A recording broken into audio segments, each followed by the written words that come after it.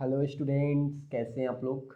चलिए, AC part 4 में आप सभी का स्वागत है। और एसी पार्ट 4 में जितना चीज़ हम लोगों ने आर परिपथ, एल परिपथ और सी परिपथ को देखा था, आप सब लोगों ने देखा था। कुछ लोगों का कहना है कि समझ में नहीं आ रहा है, तो मैं एक बात आपको बता दूं कि असफलता एक चुनौती है, इसे स्वीकार करो। असफलता एक चुनौती है, इसे स्वीकार करो और क्या कमी रह गई देखो और सुधार करो। जब तक कुछ मिले नहीं नींद चैन को त्यागो तुम, संघर्ष के मैदान छोड़ के न भागो तुम। क्योंकि कुछ किए बिना जय जयकार नहीं होती और कोशिश करने वालों की कभी हार नहीं होती। आप ध्यान से सुनिए, नहीं क्यों आएगा, ये क्या है कि नहीं आएगा, 110% आएगा। थोड़ा ध्यान से मेरी बात को सुनिए। जिस परिपथ में अगर प्रतिरोध लगा हुआ है तो उसको आर परिपथ बोलेंगे। जिस परिपथ में अगर एल लगा हुआ है तो उसको प्रेरकत्व बोला जाता है, एल परिपथ बोलेंगे। या जिसमें सी लगा है उसको संधारित्र लगा हुआ है, यानी धारितीय परिपथ भी कहीं कहीं लिखा हुआ है, तो एल सी आर। सी माने धारिता, आप सब लोग इसके पहले भी पढ़े हैं। चलिए, उसके बाद थोड़ा कॉम्बिनेशंस। अब कुछ ऐसे परिपथ भी होंगे जिसमें से दो कंपोनेंट्स जुड़ा होगा। अब जैसा कि परिपथ जो आप लोग देख रहे हैं यहाँ पे एल और आर, यानी इंडक्टर और रेजिस्टेंस, दो कंपोनेंट्स इस परिपथ में जुड़े हुए हैं। और किस क्रम में जुड़े हुए हैं? समांतर क्रम में जुड़े हुए हैं। एल आर आपको दिख रहा है, एल आर परिपथ। और इसमें एल और आर किस क्रम में जुड़े हैं? समांतर क्रम में जुड़ा हुए हैं। ये चीज़ आप खूब बढ़िया से देख सकते हैं। यहाँ पे आर और यहाँ पे एल, और यहाँ पे एसी करंट और साथ में यहाँ पे वोल्टेज का मान। हम लोग शुरू से ये करते आ रहे हैं कि क्या चीज़ मैंने शुरू से बता रहे हैं कि V बराबर V not sine omega T, माने यही हमारा वोल्टेज का फॉर्मेट है। वोल्टेज यानी इसके मतलब इतना ही इस परिपथ में इसके सिरों पर आरोपित है, ठीक है, इतना ही परिपथ है, तो ये जुड़ा हुआ है। इस कंडीशन के बाद नेक्स्ट पे हम लोग बात करते हैं। चलिए, आप सब लोग चित्र तुरंत देखे हैं, थोड़ा सा आप चाहें तो स्टेटमेंट लिख भी सकते हैं। चित्र अनुसार किसी प्रत्यावर्ती वोल्टता स्रोत, वोल्टता स्रोत क्या था? V बराबर V नॉट, यहाँ पे आप देख सकते हैं V बराबर V not sine omega T, जैसा कि यहाँ पे लिखा हुआ है। इतना से श्रेणी क्रम में प्रतिरोध कौन सा जुड़ा हुआ है? आर, और प्रेरकत्व को क्या बोलेंगे हम? एल बोलेंगे। जोड़ा गया है जहां प्रतिरोध के सिरों पर विभवांतर कितना है? वी आर है, और इसके बाद वाले के सिरे पर जो विभवांतर है वो वी एल है। ये चीज़ आप खूब बढ़िया से यहाँ देख सकते हैं। एक जगह वी एल और एक जगह क्या है, माने प्रतिरोध के सिरों पर जो विभवांतर है उसको वी आर बोलेंगे, और प्रेरकत्व के जो सिरों पर विभवांतर है उसको वी एल बोलेंगे, ठीक है। तो परिमाणी वोल्टता को हम लोग क्या लिखेंगे? V R L. क्या लिखेंगे? V R L. इसी को बोलेंगे हम लोग परिमाणी वोल्टता, ठीक है। आप इसको कैसे, अब नेक्स्ट चीज केवीएल, मैंने आपको बताया था केवीएल रूल है, किरचॉफ वोल्टेज लॉ। इसके अकॉर्डिंग देखें तो ये चीज शुरू से हम लोग करते आ रहे हैं। सेम कंडीशन आपको याद होगा कि ये काम यही नहीं, हम शुरू से ये काम करते आ रहे हैं, ठीक है। यहाँ पे अब आगे बढ़ते हैं हम लोग। इसके बाद नेक्स्ट पे हम लोग आते हैं। अब यहाँ पे वही पाइथागोरस प्रमेय का हम उपयोग करेंगे। और यहाँ पे देखिए, एक ट्रेंगल हम बना सकते हैं। ट्रेंगल में अगर हम परिमाणी ज्ञात करना चाहते हैं, आपको दिखा दें, ये एक हमारा क्या है? ट्रेंगल है, ठीक है। और ये हमारा जो आप देख रहे हैं इधर भी ओ आर और एल, ये हमारा परिमाणी है, ये वाला, ठीक है। अगर हम क्या करें कि ये वाला यहाँ से इसको मिला दो और ये वाला इसको यहाँ से इसको मिला दे, ठीक है। तो यहाँ पे अगर मान लीजिए कि हमारा एंगल कुछ भी फाई ले सकते हैं एंगल, तो ये वाला हमारा क्या हो जाएगा? अगर मान लीजिए कि हमारा ये वाला जो है इसको हम आर बोल देते हैं और इसको हम क्या बोल देते हैं? एल बोल देते हैं। तो क्या हो जाएगा? आधार के स्क्वायर प्लस लंब के स्क्वायर, यही तो होता है, यही तो हुआ है, आर के स्क्वायर प्लस एल के स्क्वायर, ठीक है। तो एच स्क्वायर बराबर वही पाइथागोरस पर में याद रखिएगा, वहां से भी आप इसको खूब बढ़िया से समझ सकते हैं कि कर्ण स्क्वायर बराबर लंब स्क्वायर प्लस आधार स्क्वायर होता है, या कर्ण पे यदि स्क्वायर नहीं करते हैं तो इस पे क्या कर सकते हैं, इसको रूट चढ़ा सकते हैं। ठीक है, तो इस तरीके से आसानी से परिमाणी वोल्टेज हम लोग क्या कर सकते हैं, ज्ञात कर सकते हैं।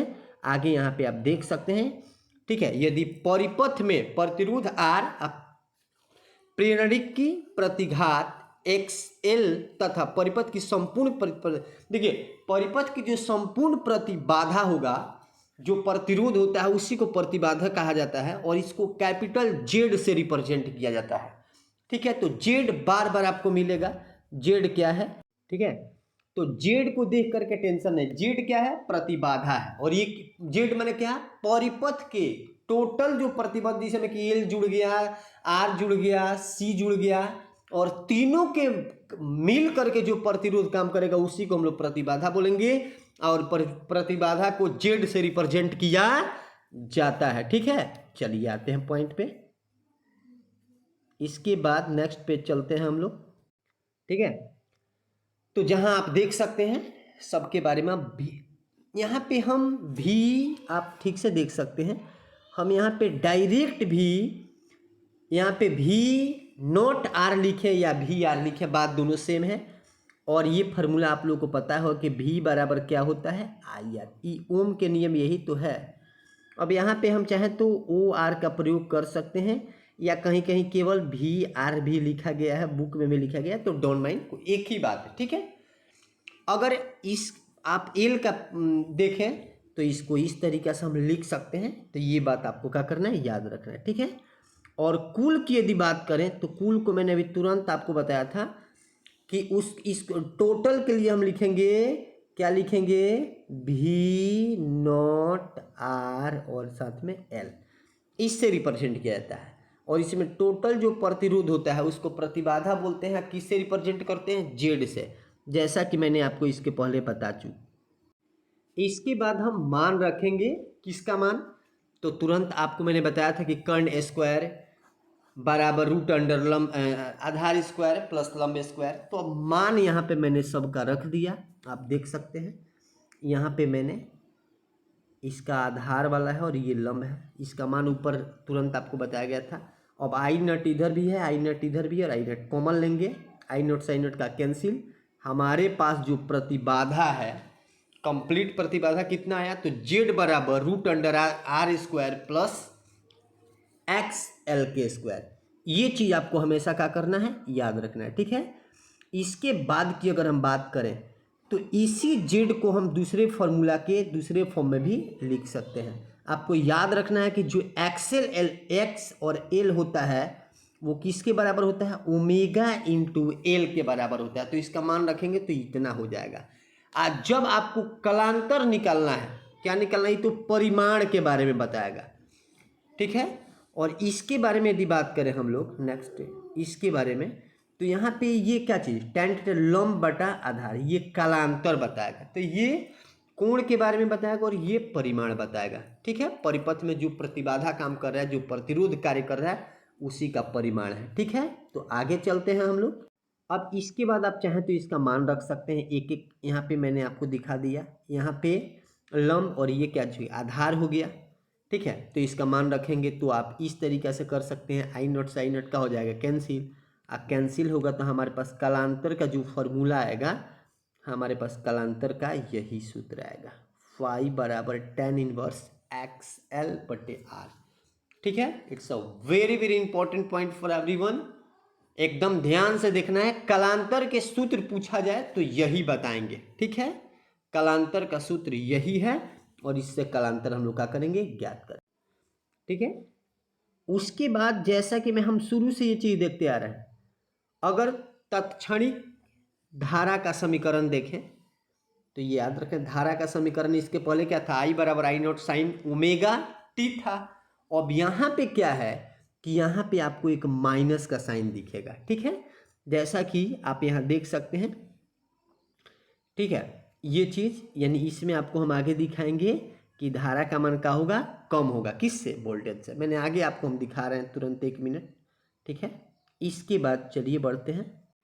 ठीक है, तो जैसा कि मैंने आपको बताया, यहाँ आप खूब बढ़िया से देख सकते हैं, यहाँ पे हमारा क्या है, यहाँ पे आप देख सकते हैं। तो ये जो धारा है ना ये कम है, और वोल्टेज का जो कंडीशन आप देख रहे हैं, यहाँ से ये देख रहे हैं ना, इसका यहाँ से चल रहा है और ये कहाँ से चल रहा है, यहाँ से चल रहा है।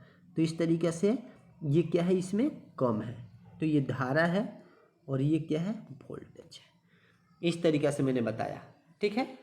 चलिए आइए, टाइम के बारे में तो मैंने बार बार आपको बताया है कि ये T/4, इसका मतलब मैंने बताया ना कि चक्रों की संख्या, कितना समय में कितना टाइम ट्रेवल अलग अलग समय में। जैसा कि मैंने आपको दिखाया था कि एक सर्किल है, यहाँ पे जाने में अलग टाइम लगे। कोई कुंडली यदि घूम रहा है तो ए पर जाएगा, ये मान लीजिए बी हो गया, ये मान लीजिए सी हो गया, और ये क्या हो गया आपका डी हो गया। तो देख सकते हैं कि सबसे इम्पोर्टेंट पॉइंट यहाँ पे ये है। एक बात मैं आपको बता दूं कि अगर कोई सर्किल में घूम रहा है, यहाँ यहाँ या यहाँ, ए बी सी और ये क्या चीज़ D, A B C D में अगर बात करें तो यहाँ जाने में जो टाइम लगता है, यहाँ वाला टाइम लगता है इसको 3t/, इसको हम लोग क्या बोलते हैं, इसको बोलते हैं, इसको यहाँ से यहाँ जाने में जो टाइम यहाँ एक चक्कर लगाने में टाइम जो भी लगता है उसको हम लोग बोलते हैं टी।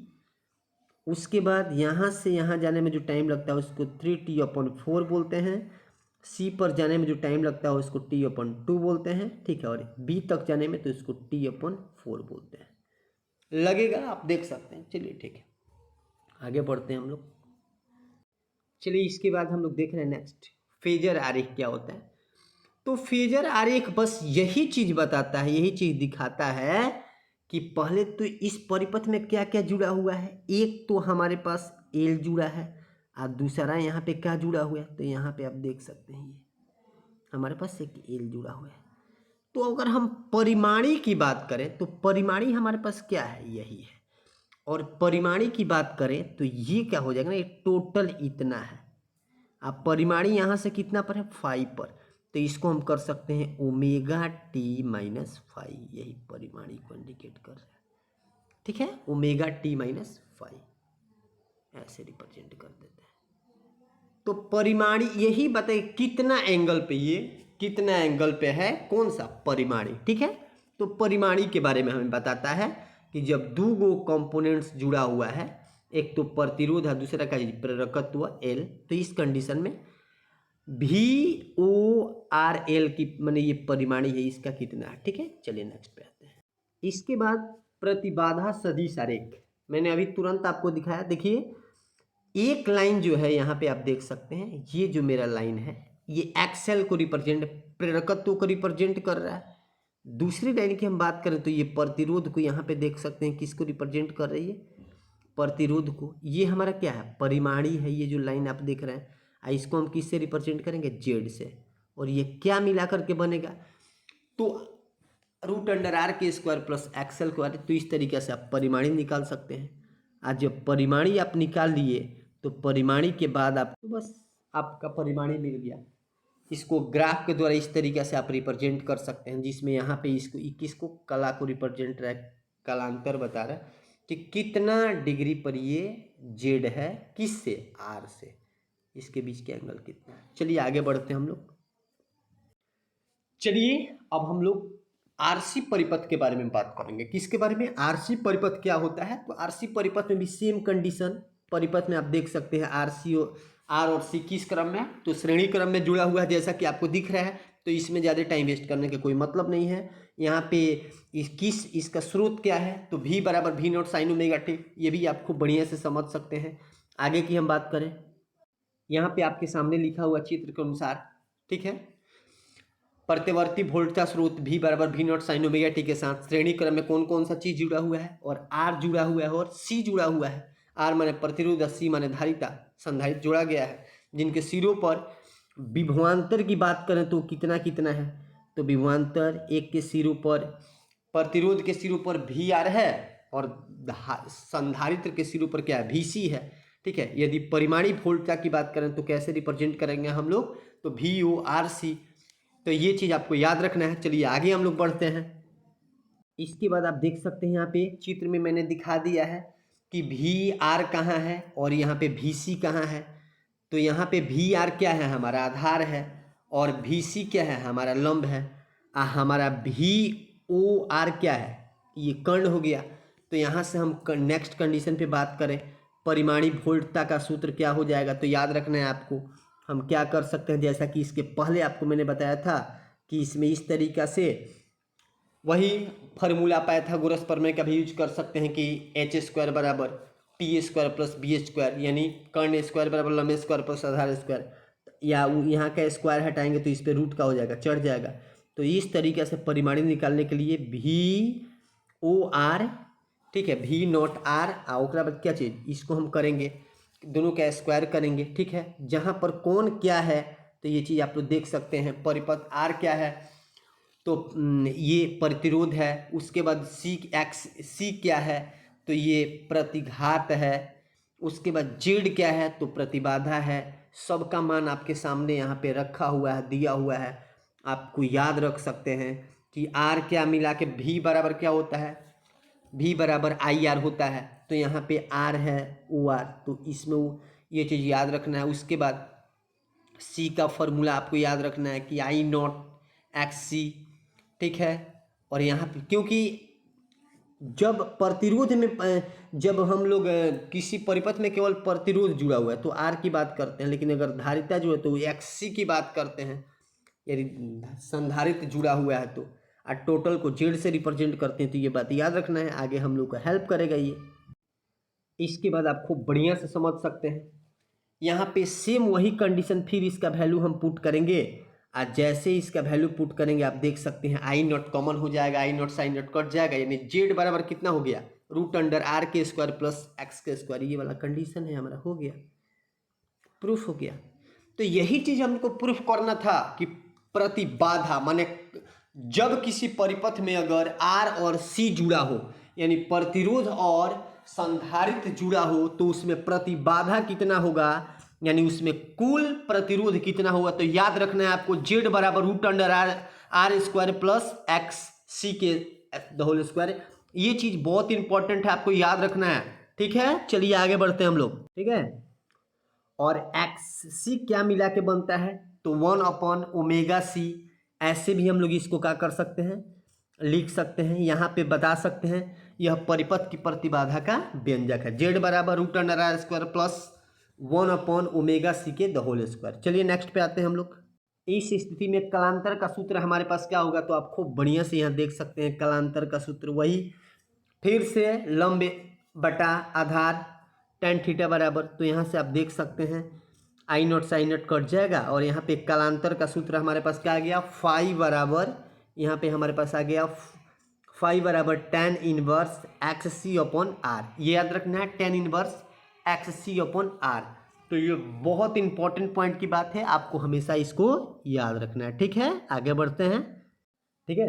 वही फिर से आप खूब बढ़िया से देख सकते हैं तात्क्षणिक धारा का समीकरण, याद रखिएगा। इसमें धारा क्या होता है, इसमें जो धारा का मान होता है वो +5 हो जाता है, ठीक है।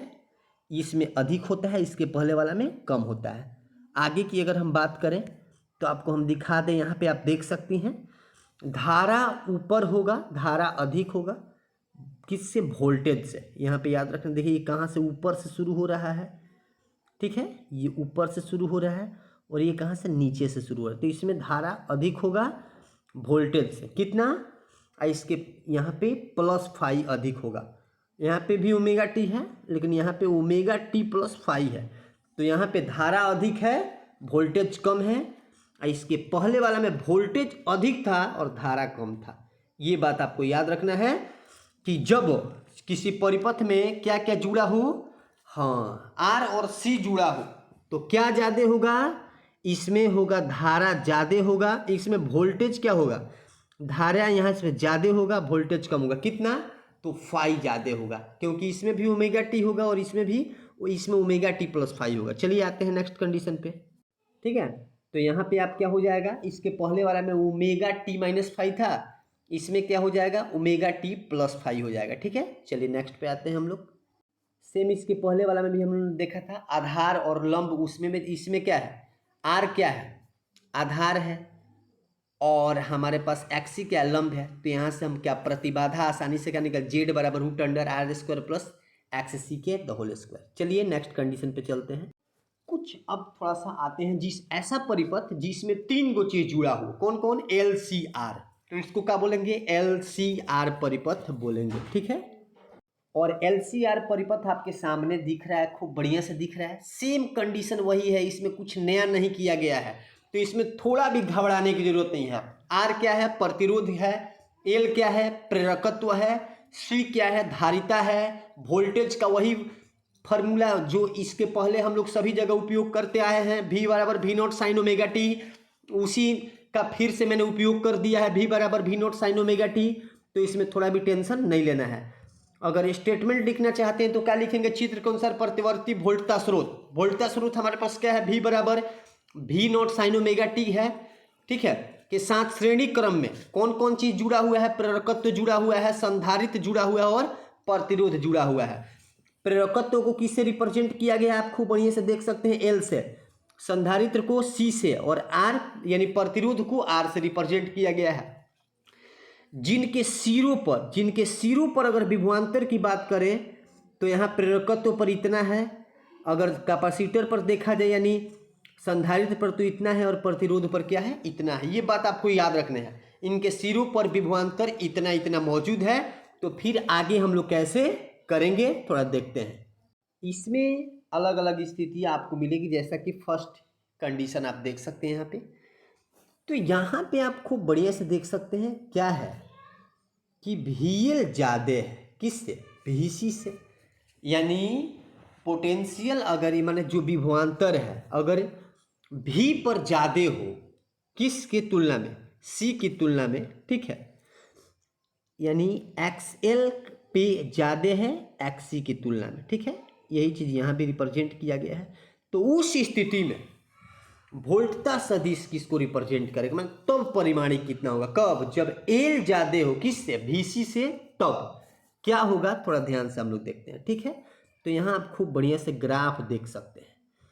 यहाँ पे मैंने क्या किया है, इसको थोड़ा सा ज्ञात करने के लिए, तो यहाँ एक VC है और एक क्या है, एल है। तो अगर हम एल में से C को घटा देते हैं तो हमारा ये वाला लाइन कौन कितना ज़्यादा है मिल जाएगा, ठीक है, ये चीज़ आपको याद रखना है। और एक साइड हमारा क्या है, आर है, ठीक है। और हमें इस कंडीशन में जब ये वाला लाइन हमको पता है और हमको ये वाला लाइन पता है तो हमें ज्ञात क्या करना है, ये परिमाणी हमको चाहिए, क्या चाहिए, ये वाला परिमाणी हमको ज्ञात करना है, परिमाणी, ठीक है। तो परिमाणी के लिए बीच में एंगल हमारा फाई है, ये भी पता करेंगे आगे, यही चीज हमको चाहिए। तो कैसे इसको ज्ञात करेंगे थोड़ा आप लोग ध्यान से देखिए। सेम वही कंडीशन जो इसके पहले मैंने आपके सामने बोला था कि परिमाणी क्या, परिमाणी को हम रिप्रेजेंट करेंगे, परिमाणी को हम रिप्रेजेंट करेंगे VL/CR से भी कर सकते हैं, साथ में यहाँ O का उपयोग हम लोग कर सकते हैं, ठीक है। बाकी ये प्रतिरोध के लिए और ये किसके लिए, ये वाला यूज करेंगे हम लोग, ये प्रेरकत्व है और ये वाला कैपेसिटर है, ठीक है, ये वाला कंडीशन। अब फिर वही काम करेंगे यहाँ पे, यदि परिपथ का प्रतिरोध कितना, प्रतिरोध R है, प्रेरकी प्रतिघात कितना है, XL है, धारितीय प्रतिघात कितना है, XC है, और परिपथ की संपूर्ण प्रतिबाधा क्या है, Z है। तो इस कंडीशन में आप सबका वैल्यू खूब बढ़िया से यहाँ देख सकते हैं। क्या देख सकते हैं कि यहाँ पे R के लिए ये वाला कंडीशन, यहाँ पे R के लिए, L के लिए ये वाला, C के लिए ये वाला, और टोटल प्रतिबाधा के लिए ये वाला, ठीक है। चलिए नेक्स्ट पे चलते हैं, फॉर्मूला याद रखिएगा, आप लोग कॉपी में नोट करके तब आगे बढ़िएगा तो आपको कंप्लीटली समझ में आएगा, ठीक है, टेंशन नहीं लेना है, सब समझ में आ जाएगा, ठीक है। तो यहाँ पे आप खूब बढ़िया से, ठीक है, तो यहाँ से आप देख सकते हैं मैंने वैल्यू को पुट किया है, फिर वही कंडीशन से आप देखेंगे तो इसमें से I0 कॉमन हो जाएगा, I0 से I0 कैंसिल, और ये क्या हो जाएगा, Z² बराबर R² प्लस में कितना हो जाएगा, XL माइनस XC, ये वाला कंडीशन, ठीक है। अब इसमें जब आगे बढ़ेंगे तो ये वाला कंडीशन आप खूब बढ़िया से देख सकते हैं, ये वाला कंडीशन, ठीक है। तो यही हमारा क्या है, प्रतिबाधा है। प्रतिबाधा का सूत्र क्या है, जेड बराबर root under R square plus into में प्लस में क्या लिखेंगे, एक्सएल माइनस एक्ससी के द होल स्क्वायर। ये बहुत इंपॉर्टेंट चीज़ है। आगे हम लोग बढ़ते हैं, चलिए ठीक है। यह परिपथ की संपूर्ण प्रतिबाधा का व्यंजक है, याद रखेंगे। यह परिपथ की संपूर्ण प्रतिबाधा का क्या है, व्यंजक है, ठीक है। अब इसी प्रकार आप कलांतर भी देख सकते हैं। कलांतर का फॉर्मूला वही है, लंब बटा आधार के अकॉर्डिंग आप इसको खूब बढ़िया से निकाल सकते हैं, ये वाला और ये वाला, ठीक है। चलिए आगे बढ़ते हैं। यहाँ पे कलांतर का जो मोस्ट इम्पॉर्टेंट फार्मूला आपको याद क्या रखना है, तो आपको याद रखना है ऐसे, फाइव बराबर tan inverse X L minus X C upon R, ठीक है। तो ये चीज़ आपको याद रखना है, ठीक है। तो उधर हम लोगों ने प्रतिबाधा का सूत्र देखा और इधर कलांतर का देख लिया, ठीक है। चलिए आगे बढ़ते हैं। तो बस इस वीडियो यानी पार्ट 4 में इतना ही। एक और पार्ट बनेगा 5, और 5 में आपको सारी बातें बता दी जाएगी। और एक 6 तो ऑलरेडी बना हुआ है, आप देख सकते हैं, जिसमें ट्रांसफार्मर के बारे में बताया गया है। और इस प्रकार ये प्रत्यावर्ती धारा में एक और लेक्चर होगा 5, और एक वो मौजूद है, तो वहाँ से आप देख सकते हैं। तो इसको खूब बढ़िया से आपको देखना है, बार बार देखना है, एक बार में समझ में 2 बार देखना है, ठीक है। तब तक के लिए गुड बाय, फिर मिलते हैं आपको नेक्स्ट वीडियो में, बाय।